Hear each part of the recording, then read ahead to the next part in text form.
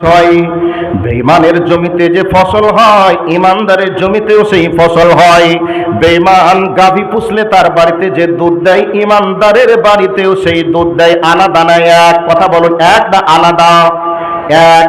কিন্তু তারপরে আল্লাহ কেন বলছেন যে সম্মানে রুজি খাওয়াবো?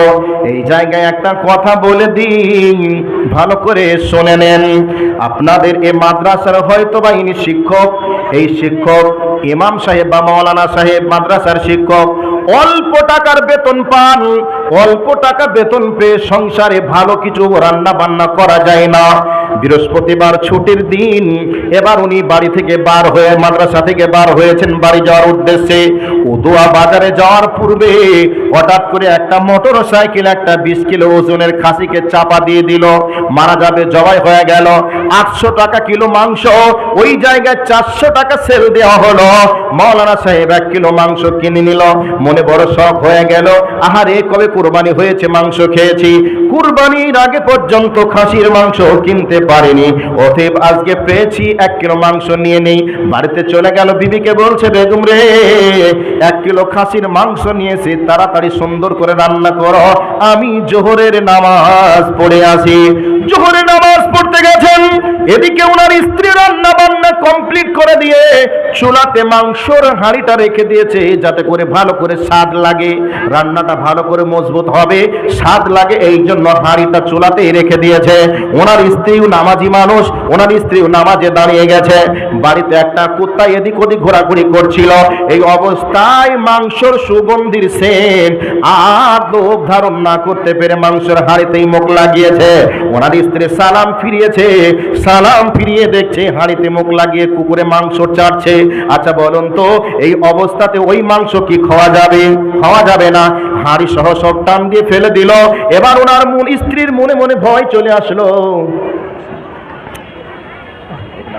1 মিনিট। তো মনে মনে ভয় চলে আসলো, বেচারা নামাজ পড়ে চলে আসলো। এবার রান্না করে কমপ্লিট করা হয়ে গেছে, খাবো বলে বেশ মানে টেবিলে বসে গেল। এমতো অবস্থায় ওনার স্ত্রী খাবার দাবার সব প্লেট একবারে টেবিলে হাজির করে দিল, কিন্তু মাংস আসে না, নিরামিষ দিয়েছে। এবার মাওলানা সাহেবের রাগ ধীরে ধীরে বাড়ছে, আহারে বেগম রে, আমি 1 কিলো খাসির মাংস নিয়ে আসলাম খাবো বলে, কিন্তু এই মাংস তুমি কাকে দিলে বা কার জন্য রেখে দিলে? অতএব মনে রাগ হয়ে গেল। এই অবস্থায় বলছে, বেগম রে, মাংস আমি নিয়ে আসলাম, তুমি কার জন্য রেখেছো? তোমার বাপ আসবে না ভাই আসবে, তাকে তুমি খাওয়াবে, আমি তোমার কেউ নয়, আমি নিয়ে আসলাম, তুমি আমাকে না দিয়ে তুমি কাকে দিবে? মনে রাগ হয়ে গেল।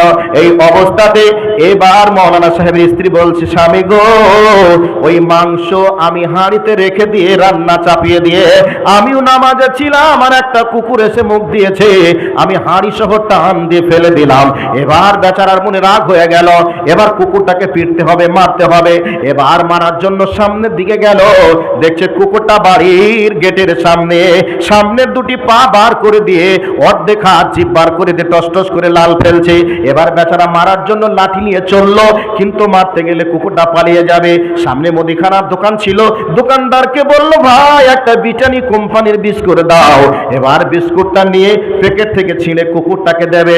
ওই অবস্থায় 8 বছরের একটা বাচ্চা ছুটতে ছুটতে গিয়ে বলছে, বাবা, ওগোই আমার আব্বা, তুমি কুকুরকে বিস্কুট কেন দিচ্ছ? তুমি আমাকে দাও বিস্কুট, আমি খাবো। এবার মাওলানা সাহেব অর্ধেক বিস্কুট ছেলেকে দিল, আর অর্ধেক বিস্কুট ওই কুকুরকে দিল। এবার বলুন তো, কুকুরকে বিস্কুট দিল যেই কোম্পানির বিস্কুট বা যেই প্যাকেটের বিস্কুট, ওই প্যাকেটের ওই কোম্পানির বিস্কুট ছেলেকেও দিল, তাহলে কুকুরকে দিল এক উদ্দেশ্যে, ছেলেকে দিল আর এক উদ্দেশ্যে।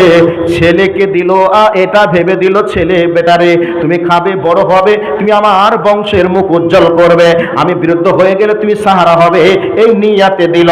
আর কুকুরকে মারার জন্য দিল। এই জন্য আমার আল্লাহ বলেন, মুমিনদেরকে আমি সম্মানে রুজি খাওয়াবো, মুমিনেরা খাবে, আমি আল্লাহ আনন্দ পাবো।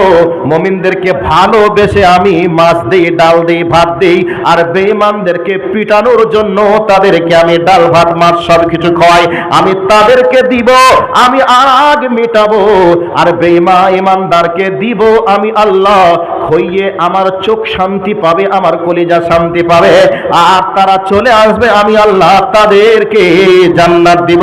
এই জন্যে বলছেন ওয়ারিজকুন কারীম, আমি ঈমানদারকে সম্মানী রুজি খাওয়াবো। তাহলে ঈমানদারদের 5টি বৈশিষ্ট্যের কথা আলোচনার পরে